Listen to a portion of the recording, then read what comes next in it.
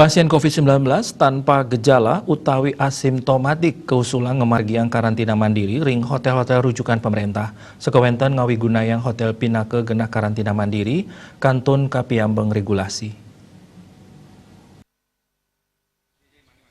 Sangkaning kahanan inucap Pemka Buleleng ngusulang skema anyar sajroning penanganan COVID-19.